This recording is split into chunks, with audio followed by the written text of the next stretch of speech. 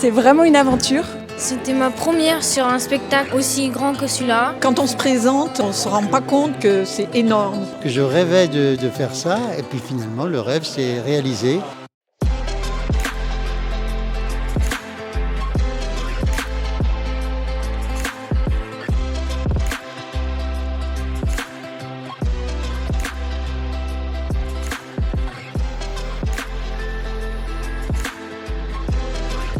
Je joue essentiellement le rôle de Lucius. Je joue le rôle d'Octavia, donc c'est la fiancée de Lucius qui va être très déçue de ce coup de foudre qu'il va avoir avec cette jeune chrétienne qui s'appelle Agathe. C'est un jeune aristocrate romain qui tombe amoureux d'une esclave chrétienne. Voilà. Donc en fait toute l'histoire ça va être un peu basé sur leur amour et comment ils vont faire pour surmonter un peu le problème de la foi en fait. Une histoire d'amour impossible, très shakespearien. C'est ça le bonheur? Oui, je crois. Tu vois, même les gens que nous croisons s'en rendent compte. Ils nous sourient. Peut-être ne savent-ils pas que je suis chrétienne. Et toi, un barbare? Moi, un barbare. Je trouve ça très intéressant en tant qu'habitant à Lyon, pouvoir vraiment participer à faire vivre finalement ces monuments extraordinaires qui habitent avec nous au quotidien en fait. Ce que je trouve génial, c'est que toute la préparation, ça nous remet dans le cadre de la cathédrale, la primatiale, et on voit que c'est un chef-d'œuvre et que ce chef-d'œuvre, on l'a reçu de nos anciens et on a peut-être un peu comme mission de transmettre à nos jeunes qui viennent et puis tous ceux qui passent, qui n'ont jamais entendu parler du Christ et qui voient cette merveille et qui se disent mais pourquoi ils ont construit ça quoi. En fait, les gens, souvent, ils sont confrontés à un témoignage de Pierre comme ici, aujourd'hui, mais sans savoir finalement quelle est l'origine réelle. On sait moins ici, particulièrement à Lyon, qu'effectivement, il y avait deux évêques un millénaire auparavant, qu'il y a une horloge astronomique, oui, on la connaît, mais on ne connaît pas forcément les éléments statuaires autour. C'était une de mes motivations aussi à travers ce casting, et participer justement à cette fresque historique qui montre un peu la naissance de la ville finalement, et puis à travers l'évolution du christianisme et de ce monument qu'est la cathédrale. C'est effectivement une de mes motivations aussi. Vous avez raison. Et la grande rosace au sommet du portail d'entrée en sera le parachèvement. Un hymne à la lumière, mais aussi aux couleurs. Le rouge, pour rappeler le sang de nos premiers martyrs. Le vert, les bois, la campagne. Le bleu, la douceur, le rêve. Et enfin ce jaune, nouvellement utilisé, va apporter chaleur et luminosité. Depuis plus d'1 an, on confectionne les costumes pour tous les figurants. Il y a 140 figurants et des figurants font plusieurs rôles. Donc on a environ 200 costumes qu'on a réalisés. On était une équipe, on était 12 environ. On a coupé, on a cousu, on a coupé, on a cousu. Et le résultat, enfin on le voit sur le dos des figurants.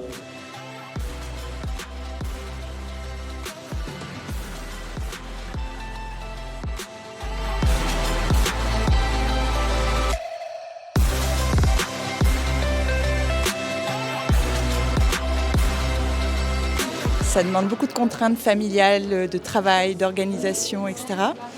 Mais c'est une super aventure parce que on est vraiment dans les coulisses, c'est ce que je voulais voir.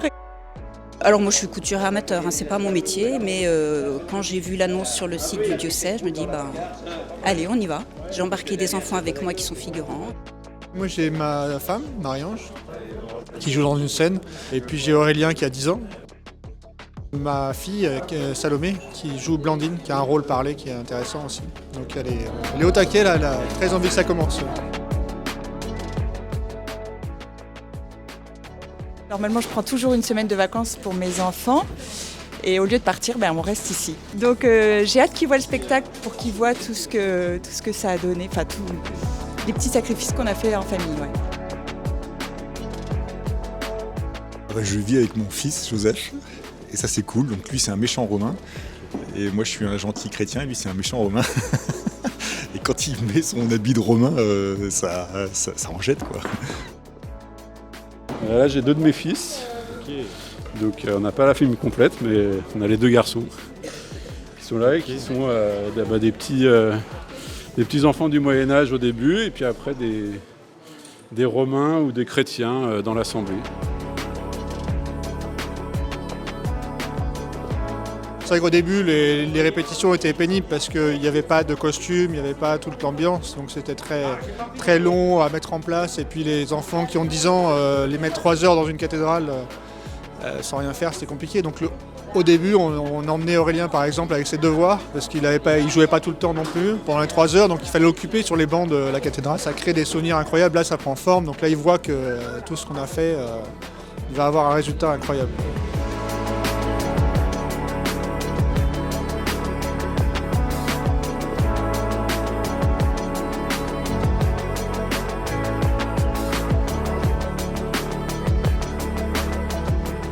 Et la difficulté réside en fait dans la synchronisation des voix. Parce que, comme vous le savez, les voix sont enregistrées et donc on doit s'exprimer très parallèlement et simultanément avec les voix. Et quand on n'est pas comédien, c'est toujours difficile parce qu'il faut associer la parole et les gestes, les positionnements. C'est particulier, c'est même assez technique parce qu'il faut non seulement connaître le texte, mais après connaître le rythme de la voix, sa respiration, etc.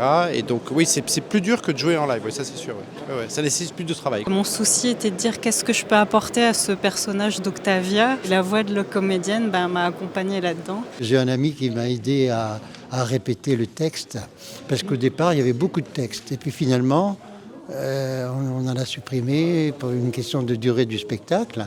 Alors ça m'arrange bien, j'ai pas trop à parler, j'ai juste à faire mes gestes et tout ça, c'est super. Votre Jésus ne vous a-t-il pas demandé de perpétuer sa mémoire en prenant et mangeant son corps ? Pour cela, reporte-toi à nos évangiles, que tu ne connais manifestement pas, sans quoi tu n'aurais jamais posé pareille question. Cette nourriture dont tu parles est avant tout d'ordre spirituel. Une majeure partie des personnages principaux, en fait, il y a des binômes, voire des trinômes. C'est parce qu'en fait, on travaille, on a tous des boulots, on est étudiants, et donc du coup, on ne peut pas assurer l'intégralité des représentations. Au cas où il y a une absence, au cas où il y a un problème avec l'un des comédiens, l'autre peut au dernier moment prendre le rôle.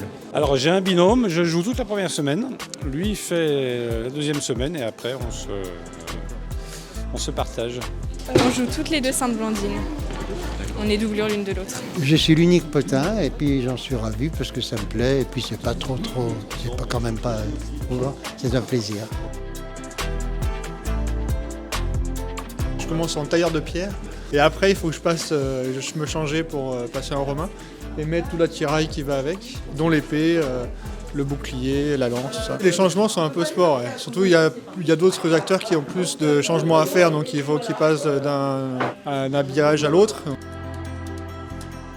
J'apprends à changer les tenues entre les scènes.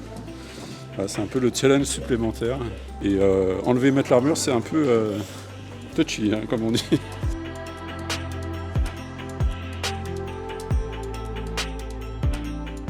Je démarre en marchand de bijoux. Alors je joue le rôle du cardinal de Talaru dans la scène d'ouverture. En scène 3, je deviens Marc Aurèle.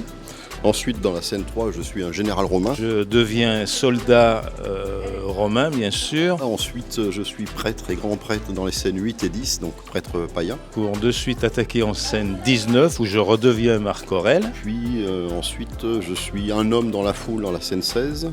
Et si j'en ai le temps, avant la 26, je redeviens soldat où je reste Marc Aurèle pour les salutations. Et puis je suis à nouveau en romain, en sénateur Flavius machiavélique dans la scène 19. C'est pour ça que le changement est très court et que j'essaye de tricher. Et puis il faut être synchro sur les départs de scène en fait. Voilà, il faut être prêt. Parce que Damien il est au taquet derrière nous là, il faut y être. On vient de faire de la merde, j'avais plus d'épée, j'avais plus rien là. C'est vrai ? Ah ouais, là. Et en fait on m'a filé une épée pendant que je montais et du coup je suis arrivé avec l'épée à l'envers. Alors j'ai tout viré et l'épée était coincée dans l'aube, dans le bordel. Elle est pétée l'épée. Deux regards qui s'échangent et semblent ne plus vouloir se quitter. Dans leurs yeux, toute la violence soudaine et définitive de la mort.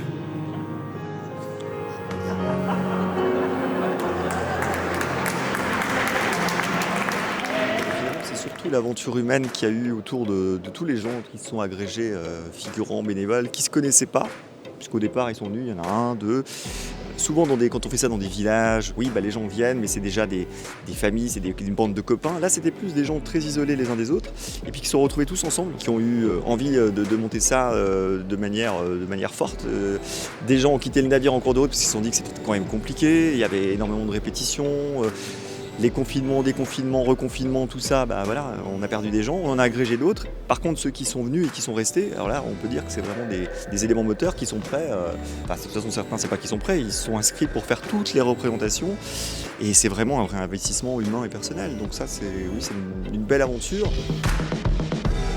Moi j'ai postulé un peu par hasard à ce casting l'année dernière sans grande conviction parce que j'ai pas du tout d'expérience similaire.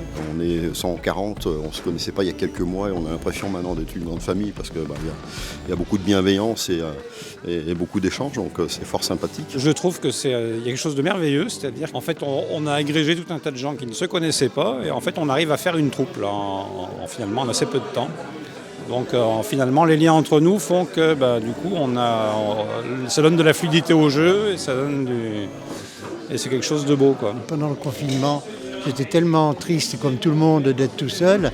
Je suis en train de vivre ce que j'avais envie de faire. Dès le début, tout le monde tout le monde se parlait il n'y avait aucune barrière, vraiment comme si on se connaissait en fait finalement. Et du coup c'était vraiment très sympa et on sentait vraiment une belle cohésion. Il y a plein de gens super et il y a de l'entraide, c'est quand même incroyable d'avoir autant de bénévoles. Je parle non seulement dans le jeu, mais aussi autour, parce qu'ils sont un sacré nombre à bosser pour tout. Et je trouve que cet entrain, ce don, ça a de la gueule. C'est intéressant de participer justement à quelque chose de cette grandeur qui attire quand même beaucoup de personnes qui veulent le voir. Ils sont vraiment au service les uns des autres, derrière, tout le monde est là pour coacher les autres, s'écouter, essayer de trouver le moment, s'il en manque un, comment on peut faire pour trouver la phrase qui manque. Et puis ils sont assidus, ils ont bossé, vraiment, puis il y a une bonne ambiance. Redonner vie finalement à quelque chose qui est là dans l'inconscient collectif, parce que les gens connaissent l'histoire de Blandine livrée aux fauves dans les arènes, etc.